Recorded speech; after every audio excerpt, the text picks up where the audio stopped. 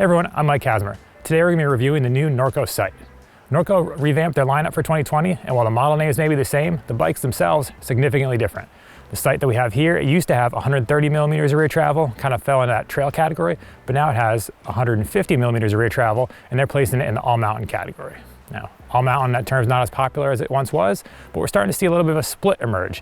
On one side, you have these longer travel do-it-all bikes, and on the other side, you have even longer travel bikes that kind of tend towards the gnarlier side of the spectrum. The sight's available with either a carbon frame or an aluminum frame, and with 29-inch wheels or 27.5-inch wheels. We have right here, this is the carbon version with 29-inch wheels.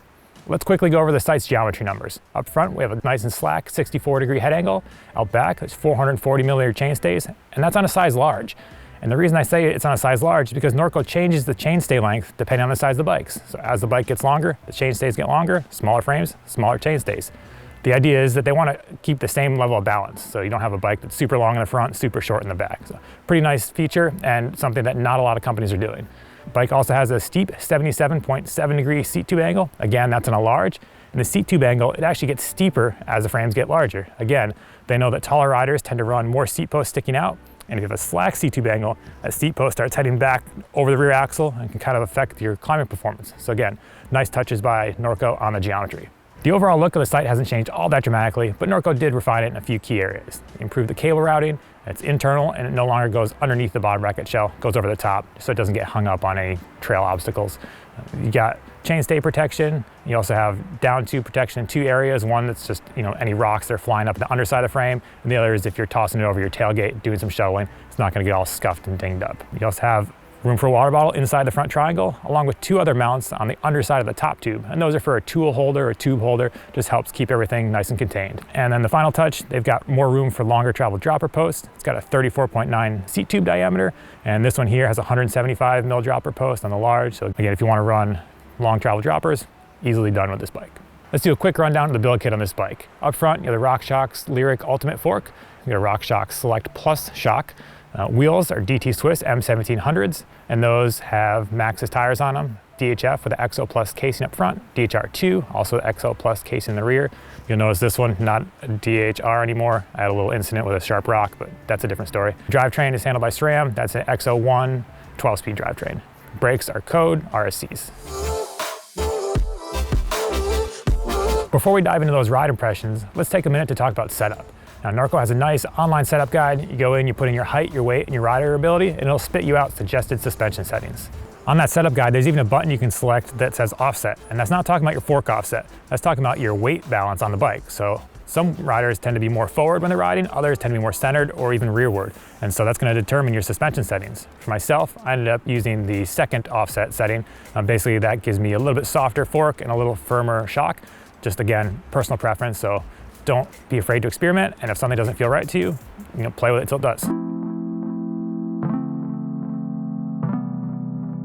If you watched any of the Pinkbike field test videos, you're probably sick of hearing me go on and on about steep seat tube angles, but you're gonna have to bear with me a little longer because I'm gonna be talking about that again in regards to this sight. The overall fit of the bike when climbing felt excellent for my 5'11" height, and that steep seat tube angle, it just lets me sit longer, stay seated and not need to stand up to get over the front of the bike. Just gives it a good, stable feel. It does have a pretty slack 64-degree head tube angle, but that isn't actually that much of a downside on the climbs. If you're faced with a big, long, straight ahead section, you can just sit down, plow through it all, no big deal. If you do have some tighter sequential turns, you might notice it a bit, but there's not that floppy, sluggish feeling that you'd expect, which is always nice. There's not much unwanted movement from that rear shock, due in part to the fact that you're seated above it instead of being behind it where your leverage would make it bob up and down through its travel. So you can just sit and spin, not a lot of unwanted movement, and there is a lockout if you need it, but I didn't have to use it much at all. Once that climbing's over, it's time to go downhill. How's the sight do on the descents? It does well, but it did take me a fair bit of time to really dial in the rear shock to my liking. At first, I was bottoming out too easily at 30% sag, so increased air pressure to 25% sag was a little bit better, but then I kind of lost some of that off-the-top suppleness that I wanted. So I ended up adding an additional volume spacer, bringing the total up to 3. There's already 2 in there, and that helped prevent it from clanging off the bottom on bigger hits. Rougher terrain, it wasn't bottoming out, but it was, drops were a little bit flatter landing. I would feel that boonk of it hitting the end of its stroke. I had good things to say about the geometry on the climbs, and that carries over to the descents as well. Just feels nice and centered.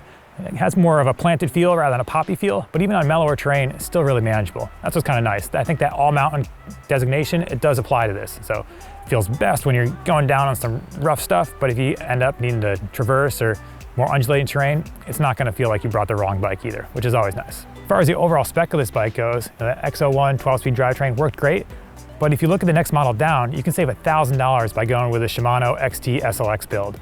That would end up giving you some different brakes, a little heavier wheel set, but if you're on a budget, saving $1,000 is pretty significant, and that bike's well equipped for that price. So just something to consider. Other component highlights, you got that RockShox Lyric Ultimate Fork, easy to set up, nice and supple up the top, and it's easy to tune so you can add volume spacers to give the amount of end stroke ramp up that you're looking for. As far as the frame itself goes, it's not the absolute quietest, and part of that might be due to the fact that the wheels are quiet. That free hub's almost silent, so when the rear wheel's not making any noise and you're coasting, you start hearing all the other little noises. On this one, I did notice some cable rattle. The cables are affixed to the down tube with a zip tie, so that should hold them in place, but the ones that are up near the head tube, those can kind of rattle around and make a little bit of a racket.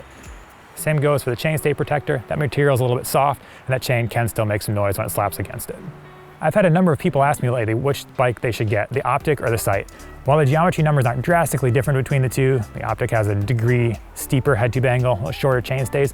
On a trail, it is a noticeable difference in how they handle. That Optic feels like a trail bike, easy to snap around corners, a little more lively, where this one has a little bit more planted feel and not quite as zippy. So it kind of depends what you're looking for. If you want that aggressive trail bike feel, Optic. If you want something more towards the enduro side of things, if you're thinking of doing some races, something like that, then the Sight's gonna be the way to go.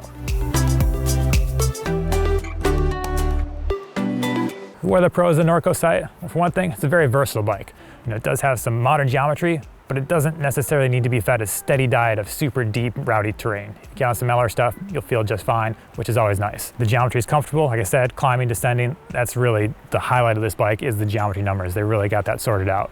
And then as far as the spec goes, the nice thing is there's a lot of options. Like I said, 29-inch wheels, 27 5-inch wheels, aluminum frame, carbon frame. You can pick your drivetrain, you can pick your suspension components. So that's nice, just lets you get the bike exactly dialed in the way that you'd like.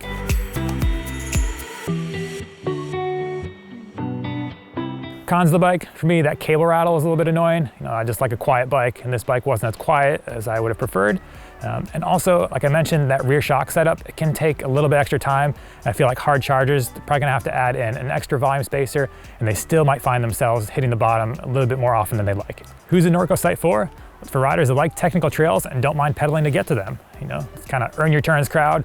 If you're gonna be doing bike park laps, only downhill runs, you might want something with a little bit more travel, a little bit burlier, but for a good, versatile, do-it-all bike, the Sight fits the bill. There you have it. That's the 2020 Norco Sight. If you have any questions that we didn't address in this review, just let us know in the comments below. We'll try to get to them.